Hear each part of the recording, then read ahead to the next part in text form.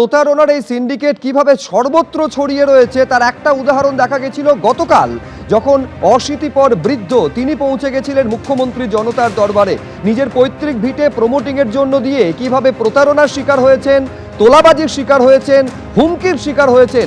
মুখ্যমন্ত্রী জনতার দরবারে গিয়ে নালিশ করে এসেছিলেন 81 বছর বয়সী প্রবীর মুখোপাধ্যায়, আর তারপর নড়ে চড়ে বসলো এনফোর্সমেন্ট ডিরেক্টরেট। তারা পৌঁছে গেল সেই ঠিকানায়।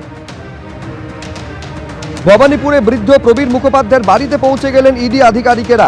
গতকাল মুখ্যমন্ত্রীর কাছে জয় কামদার, শান্তনু সিনহা বিশ্বাস এবং সোনা পাপ্পুর নামে অভিযোগ জানিয়ে আসেন বৃদ্ধ।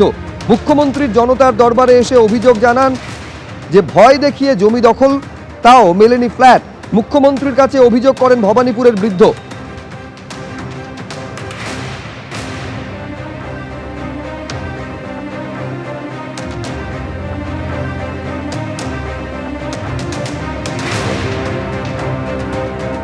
শুনুন গতকাল ঠিক কি অভিযোগ করেছিলেন অশীতিপর প্রবীর মুখোপাধ্যায়, দেখুন।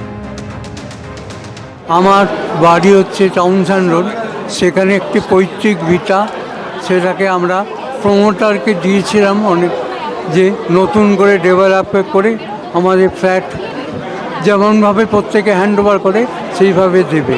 সেই প্রমোটার যে একজন বিখ্যাত শয়তান, সেটা বুঝতে পারিনি। তার নাম হচ্ছে জয় কামদার। ওই জয় কামদারের সঙ্গে ছিল আরও পুলিশ অফিসাররা, তার মধ্যে শান্তনু সিনহা বিশ্বাস ছিল এবং সোনা পাপ্পুরা ভবানীপুরে। কিন্তু কার্যক্ষেত্রে বিল্ডিং তৈরি হয়ে যাওয়ার পর আমাদের প্রত্যেককেই প্রতারিত করেছে।